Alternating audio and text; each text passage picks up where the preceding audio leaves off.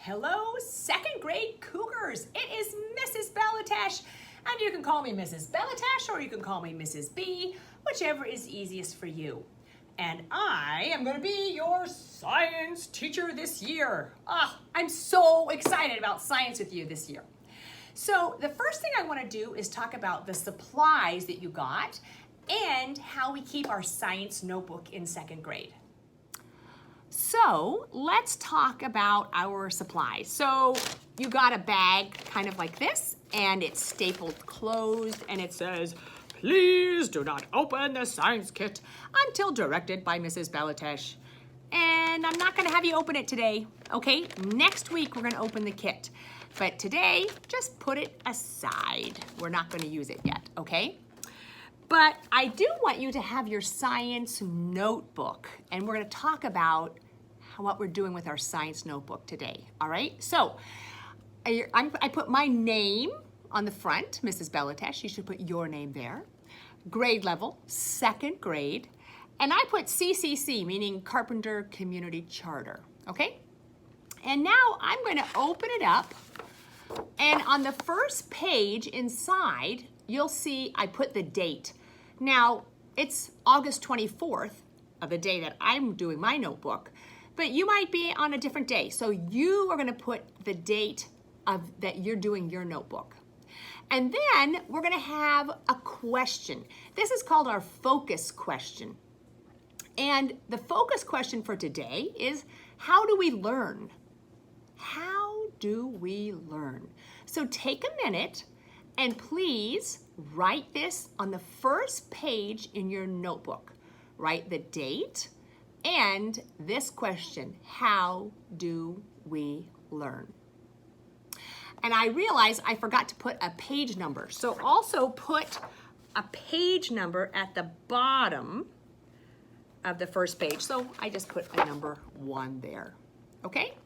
All right, so now that you've written down your focus question and you've got the date, every single day it's really important that you write the date in your science notebook, in your science journal.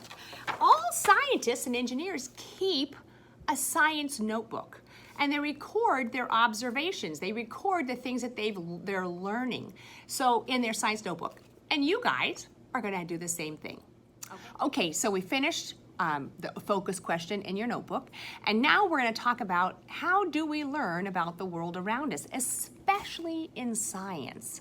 Well, we use our senses, and I know that seems like pretty basic. Oh, our senses, but that's so important. Really focusing, being mindful of the world around us helps us learn about the world around us.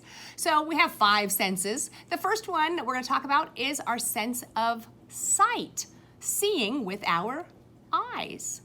And I have here a beautiful sunflower that I grew in the garden. And, you know, from a distance it looks pretty cool, big, it's really big. But I want us to take a really close-up look at the sunflower. All right, so again, here's our sunflower. But let's take a close look. Like these are like the petals that used to be yellow. And now let's look really closely at this sunflower. Okay, those are the sunflower seeds. You can see that they just come right out of the flower. Right, in second grade, we talked about how the flower becomes the fruit. Well, there's the fruit. The sunflower seeds come right out of the flower. It's pretty amazing. Now, if you looked at it quickly and from a distance, you would just say, oh, yellow flower. But when you observe really closely and carefully, you see more details. That is awesome.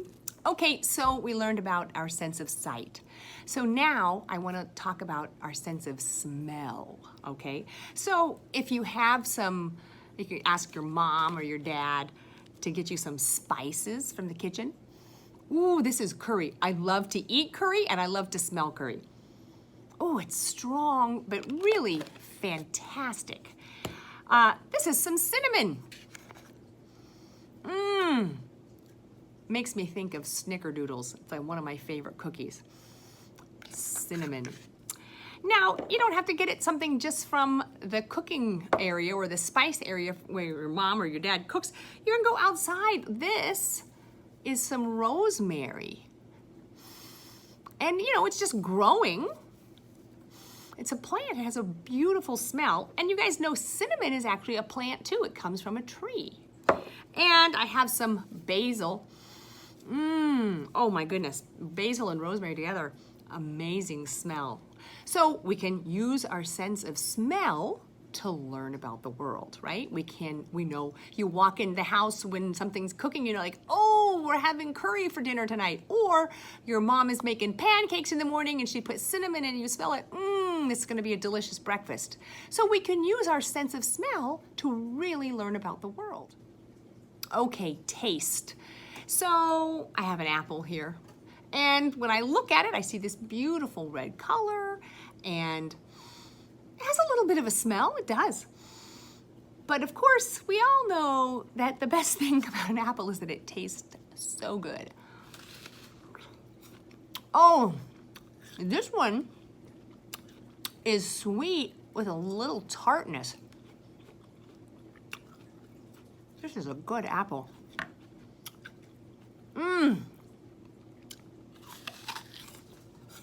Sweet and wonderful. Sorry if you're jealous. It's a good apple. That was a delicious apple. Okay, and the last thing was, well, two more things, right? The sense of hearing and touch. So I don't know if you guys remember playing with this in the science lab.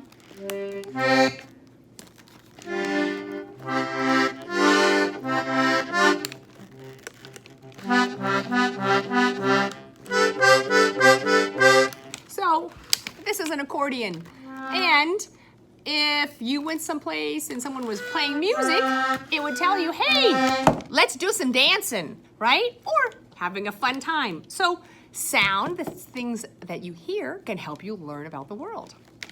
Okay, and the last thing is touch, right? So I have this starfish, and it is really rough and rigid and hard. And it's got, I see the color, but right now I'm just talking about how it feels. And I also have a shell that is really smooth. It's still hard, but it's really smooth. So we've got our sense of sight, we've got our sense of smell, our sense of taste, that apple was good, our sense of hearing, and our sense of touch. And all of those ways, those things are ways that we can learn about the world around us. Okay, so we learned about using our senses, right? We can see things, we can smell things, we can taste things, we can hear things, we can touch things, and we can really observe them, right? Observe. Observe means to look carefully, but using all of your senses, not just by using your eyes, okay? And then when we talk about how something feels, or how heavy something is, or what color it is, or what it smells like, we're talking about the characteristics of that object. So, my starfish is stiff and hard and rough and bumpy. The shell is hard but smooth and cool. So when we talk about those things, we're talking about their characteristics, okay? So today we talked about observing using our senses and learning about the characteristics of things. Now let's answer that focus question in our science notebook. Okay, so let's take a look at our science notebook. So here's my notebook. I'm opening it up to the first page again, and we have the date. And the question was, how do we learn? So we just looked at all of our 5 senses. So what I did is I wrote in my notebook we can use our senses to observe the world around us. And then, boys and girls, I drew some diagrams. When we write things in our science notebook and we have a picture or a drawing that goes along with it, in science we call it a diagram. And I'm not the greatest artist, but one of the things that you can do when you have a diagram is you always make sure you label it so that it's clear. So we can use our senses to observe the world around us. And then I included a picture of my eyes and some nose and a mouth and ear and a hand, and I labeled them. Now, that's what I wrote. You don't have to write this. That's your science notebook. You could draw a picture of something that you are observing. You could talk about the characteristics. This is your science notebook. Make sure that you put your thoughts in it. Every week, we're going to make sure that we have an entry into our science notebook. Sometimes we'll have something that we glue in. Sometimes we'll do our own writing. Okay? All right, next week, we get to open up the bag. I'm looking forward to seeing you next week, guys. Bye.